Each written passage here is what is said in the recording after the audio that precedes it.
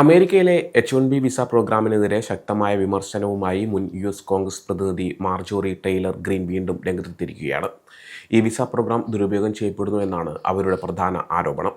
Dallas, Texas ആസ്ഥാനമായുള്ള Indian വംശജനായ ഒരു ഇമിഗ്രേഷൻ അഭിഭാഷകൻ ചന്ദ് പരവതാനേനി 2025 മാത്രം 7 ലക്ഷത്തിലധികം പുതിയ H-1B വിസകൾ അംഗീകരിച്ചതായി ഗ്രീൻ തൻ്റെ എക്സ് അക്കൗണ്ടിൽ ആരോപിച്ചു. ഇത് വളരെ വലിയൊരു സംഖ്യയാണ്. ടെക്സസിലെ ഇർവിംഗ്, പ്ലാനോ, ലാസ് കോളിനാസ്, ഫ്രിസ്കോ, മക്കിനി, പ്രോസ്പർ തുടങ്ങിയ പ്രദേശങ്ങൾ മുസ്ലിങ്ങളും ഇന്ത്യക്കാരും പൂർണ്ണമായും കൈയടക്കിയിരിക്കുന്നു എന്നും അവർ കൂട്ടിച്ചേർത്തു. ഈ പ്രസ്താവനകൾ വലിയ വിവാദങ്ങൾക്ക് വഴിവെച്ചിട്ടുണ്ട്. ഗ്രീൻ പങ്കുവച്ച ഒരു വീഡിയോയിൽ ടെക്സസിലെ, പ്രത്യേകിച്ച് നോർത്ത് ടെക്സസിലെ H-1B വിസ പ്രോഗ്രാമിൽ വലിയ തോതിലുള്ള തട്ടിപ്പ് നടക്കുന്നുണ്ടെന്ന് അവതാരകൻ ആരോപിക്കുന്നുണ്ട്. ഈ വീഡിയോയിൽ ഒരു മാപ്പ് കാണിക്കുന്നുണ്ട്. അതിൽ ടെക്സസിൽ H-1B വിസകൾക്ക് ലഭിച്ച അംഗീകാരങ്ങളുടെ എണ്ണം വളരെ കൂടുതലാണെന്ന് വ്യക്തമാക്കുന്നു. ഡാളസിലെ അഭിഭാഷകനായ ചന്ദ് പരവതാനേനി 2024 ആകുമ്പോഴേക്കും 4 ലക്ഷത്തിലധികം H-1B അപേക്ഷകൾ അംഗീകരിച്ചെന്നും 2025 മാത്രം ടെക്സസിൽ 7 ലക്ഷത്തിലധികം വിസകൾ അംഗീകരിച്ചെന്നും വീഡിയോയിൽ പറയുന്നു. ഈ വിസകൾ ലഭിച്ചവർ തട്ടിപ്പ് പ്രവർത്തനങ്ങളിൽ ഏർപ്പെട്ടിരിക്കുന്നതായും ആരോപണമുണ്ട്. സാധാരണ വീടുകൾ, അതായത് 4 ബെഡ്റൂമുള്ള വീടുകൾ പോലും ടെക് കമ്പനികളായി രജിസ്റ്റർ ചെയ്ത് ഡസൻ കണക്കിന് അപേക്ഷകരെ നിയമിക്കുന്നതായി പറയപ്പെടുന്നു. ഇർവിംഗ്, പ്ലാനോ, ഫ്രിസ്കോ, മക്കിനി, പ്രോസ്പർ തുടങ്ങിയ പ്രദേശങ്ങളിൽ ഇത്തരം രീതികൾ വ്യാപകമാണെന്ന് വീഡിയോയിൽ പറയുന്നു. നോർത്ത് ടെക്സസ് മുസ്ലിങ്ങളും ഇന്ത്യക്കാരും പൂർണ്ണമായും കൈയടക്കിയിരിക്കുന്നു എന്ന് വീഡിയോയിലെ ഇൻഫ്ലുവൻസർ അവകാശപ്പെടുന്നുണ്ട്. ഈ പ്രദേശത്ത് 67 അധികം പള്ളികളുണ്ടെന്നും എത്ര വ്യാജ ബിസിനസ്സുകൾക്ക് അമേരിക്കൻ നികുതിദായകരുടെ പണം ലഭിക്കുന്നുണ്ടെന്നും അവർ ചോദ്യം ചെയ്യുന്നു. ഗ്രീൻ ഈ ആരോപണങ്ങൾ പങ്കുവെച്ച് H-1B പ്രോഗ്രാമിനെ വിമർശിക്കുകയായിരുന്നു.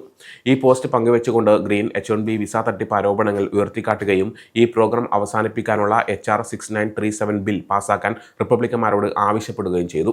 H-1B പ്രോഗ്രാമിനെ ഗ്രീൻ വളരെ കാലമായി വിമർശിക്കുന്ന വ്യക്തിയാണ്. മുൻപ് US പ്രസിഡന്റ് ഡൊണാൾഡ് ട്രംപിന്റെ പോലും അതൃപ്തിക്ക് അവർ പാത്രമായിട്ടുണ്ട്. അമേരിക്കൻ തൊഴിലാളികളെ പിരിച്ചുവിട്ട് പകരം H-1B വിസക്കാരെ നിയമിക്കാൻ അമേരിക്കൻ കമ്പനികൾ ഈ പ്രോഗ്രാം ദുരുപയോഗം ചെയ്യുന്നു എന്ന് അവർ മുമ്പ് ആരോപിച്ചിരുന്നു. ബിഗ് ടെക്, AI ഭീമന്മാർ, ആശുപത്രികൾ, വിവിധ വ്യവസായങ്ങൾ എന്നിവ അമേരിക്കൻ ജനതയെ ഒഴിവാക്കാൻ H-1B സംവിധാനം ദുരുപയോഗം ചെയ്തിട്ടുണ്ട് എന്ന് അവർ മുമ്പ് ഒരു എക്സ്പോസ്റ്റിൽ പറഞ്ഞിരുന്നു. ലോകത്തിലെ ഏറ്റവും കഴിവുള്ള ജനത അമേരിക്കക്കാരാണ്. അമേരിക്കൻ ജനതയിൽ എനിക്ക് പൂർണ്ണ വിശ്വാസമുണ്ട്. ഞാൻ അമേരിക്കക്കാരെ മാത്രമേ സേവിക്കൂ. ഞാൻ എപ്പോഴും അമേരിക്കക്കാർക്ക് മുൻഗണന നൽകുമെന്നും അവർ കൂട്ടിച്ചേർത്തു. USCIS പുറത്തിറക്കിയ fiscal year 2024 H-1B speciality occupation workers report അനുസരിച്ച് ഏകദേശം 3,99,395 H-1B അപേക്ഷകൾ മൊത്തത്തിൽ അംഗീകരിക്കപ്പെട്ടു. ഇതിൽ 1,41,205 എണ്ണം പുതിയ ജോലികൾക്കും 2,58,190 എണ്ണം നിലവിലുള്ള ജോലികൾ തുടരുന്നതിനും വേണ്ടിയുള്ളതായിരുന്നു. 2025 റിപ്പോർട്ട് ഇതുവരെ പുറത്തിറങ്ങിയിട്ടില്ലെങ്കിലും ഫോബ്സ് മാസിക റിപ്പോർട്ട് ചെയ്തതനുസരിച്ച് 2025 സാമ്പത്തിക വർഷത്തിൽ നിലവിലുള്ള ജോലികൾ തുടരുന്നതിനുള്ള H-1B അപേക്ഷകൾക്ക് 2,91,542 അംഗീകാരങ്ങൾ ലഭിച്ചിട്ടുണ്ട്. അതുകൊണ്ട് ഇമിഗ്രേഷൻ അഭിഭാഷകന് 2 വർഷത്തിനുള്ളിൽ 1 മില്യൺ അധികാരം H-1B വിസകൾ അംഗീകരിക്കാൻ കഴിഞ്ഞു എന്ന വാദങ്ങൾ ശരിയല്ലെന്ന് വ്യക്തമാണ്. ഈ ആരോപണങ്ങൾക്ക് പിന്നിൽ ഇന്ത്യക്കാർക്കെതിരായ വംശീയ വിദ്വേഷവും H-1B പ്രോഗ്രാം അവസാനിപ്പിക്കാനുള്ള ആഗ്രഹവുമാണെന്ന് തോന്നുന്നു. ടെക്, ആരോഗ്യ സംരക്ഷണം, വിദ്യാഭ്യാസം തുടങ്ങിയ അമേരിക്കൻ സമ്പദ്വ്യവസ്ഥയുടെ വിവിധ മേഖലകളിൽ H-1B വിസക്കാർ എത്രത്തോളം പ്രധാനപ്പെട്ടവരാണെന്നുള്ളത് ഇത് അവഗണിക്കപ്പെടുകയാണ്. ആരാണ് മാർജോറി ടെയ്ലർ ഗ്രീൻ എന്നുകൂടി നോക്കാം. മാർജോറി ടെയ്ലർ ഗ്രീൻ ജോർജിയയിലെ 14ാം ഡിസ്ട്രിക്റ്റിൽ നിന്നുള്ള മുൻ റിപ്പബ്ലിക്കൻ കോൺഗ്രസ് പ്രതിനിധിയാണ്. അവർ ഒരു പ്രമുഖ മാഗ വ്യക്തിത്വവുമാണ്. അടുത്തിടെ വരെ US പ്രസിഡന്റ് ഡൊണാൾഡ് ട്രംപിന്റെ ശക്തയായ പിന്തുണക്കാരിയായിരുന്നു അവർ. H-1B വിസ പ്രോഗ്രാം അവസാനിപ്പിക്കാനുള്ള HR 6937 ബിൽ അവതരിപ്പിച്ചതിലൂടെയാണ് അവർ അടുത്തിടെ ശ്രദ്ധ നേടിയത്.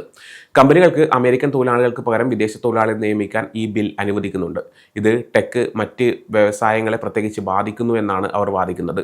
മുൻപ് ട്രംപിന്റെ പ്രധാന അനുയായിരുന്ന അവർക്ക് 2023 ഹൗസ് ഫ്രീഡം കോക്കസിൽ നിന്ന് പുറത്തു പോകേണ്ടി വന്നു.